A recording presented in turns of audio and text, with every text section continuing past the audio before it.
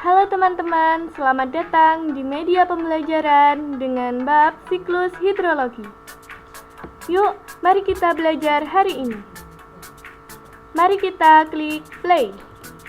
Di sini ada dua menu yang telah kita tampilkan.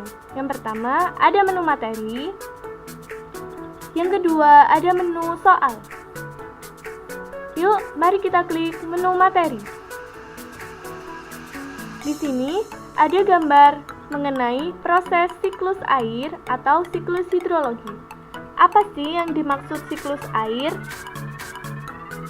Siklus air adalah siklus atau sirkulasi air yang berasal dari bumi, kemudian menuju ke atmosfer, dan kembali lagi ke bumi yang berlangsung secara terus-menerus.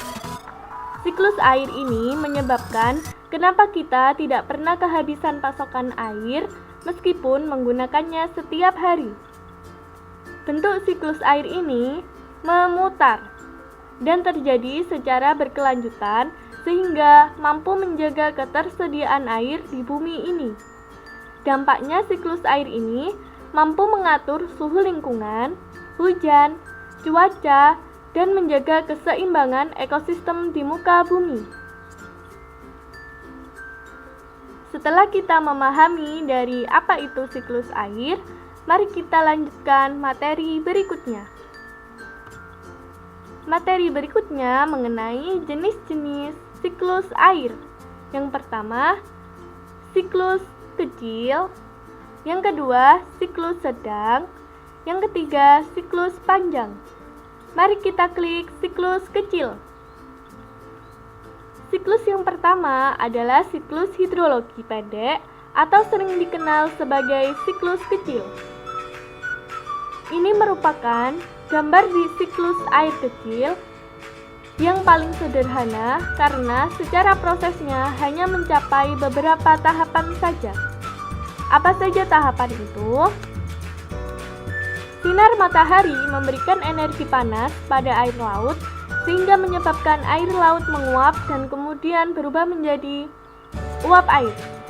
Penguapan itu disebut dengan evaporasi.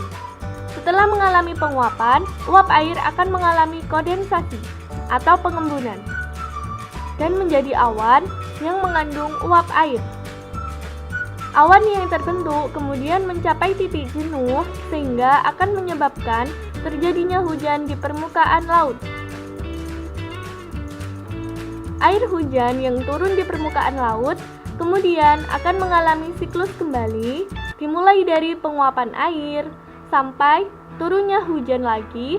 Hal ini terjadi secara berkelanjutan dan terus-menerus. Ini merupakan proses dari siklus kecil.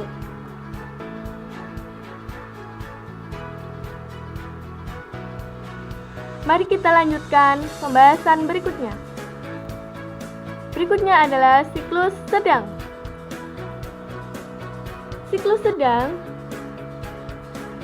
sesuai namanya, siklus ini mempunyai proses dan tahapan yang cukup panjang atau sedang dibandingkan dengan siklus hidrologi. Siklus sedang ini umum terjadi di wilayah Indonesia. Bagaimana sih prosesnya?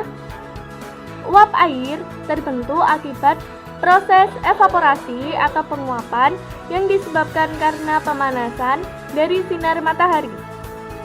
Setelah proses evaporasi, uap air akan terbawa angin sehingga mampu bergerak menuju daratan. Uap air akan membentuk awan dan berubah menjadi hujan. Air hujan akan turun di permukaan, kemudian mengalami run-off menuju danau dan mengalir kembali ke laut. Ini merupakan proses siklus sedang.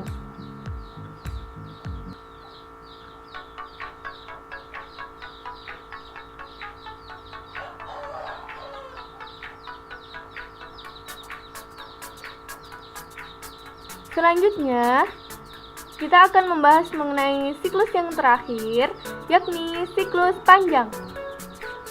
Siklus panjang adalah siklus air yang biasanya terjadi pada daerah yang beriklim subtropis atau yang memiliki 4 musim, seperti musim panas, musim semi, musim gugur, dan musim dingin. Bagaimana proses terjadinya siklus panjang?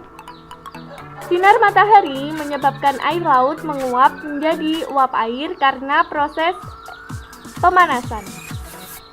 Uap air akan mengalami proses sublimasi. Proses sublimasi inilah yang menyebabkan uap air berubah bentuk menjadi awan yang mengandung kristal es. Kemudian, awan akan bergerak terbawa angin menuju darat. Awan akan mengalami presipitasi, turunnya hujan dalam bentuk salju. Salju yang menumpuk kemudian akan membentuk gletser.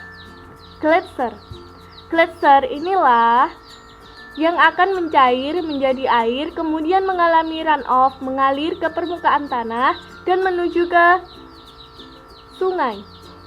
Air yang mengalir ke sungai akan diteruskan menuju laut. Ini merupakan proses panjang dari siklus hidrologi.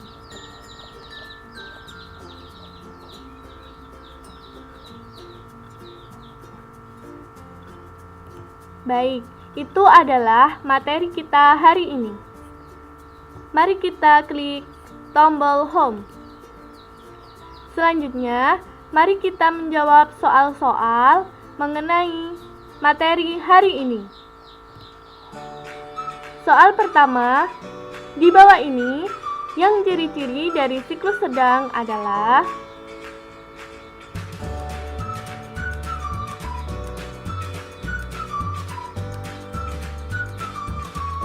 ya, jawabannya adalah A. Air hujan akan turun di permukaan, kemudian mengalami runoff menuju sungai dan mengalir kembali ke laut. Mari kita lanjutkan dengan soal berikutnya.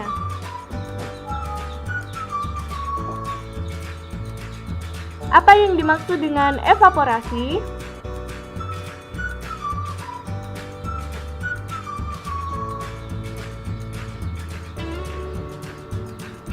Ya, jawabannya adalah C. Penguapan.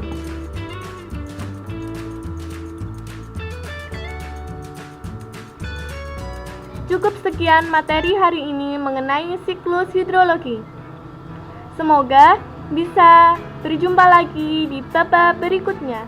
Terima kasih, sampai jumpa kembali.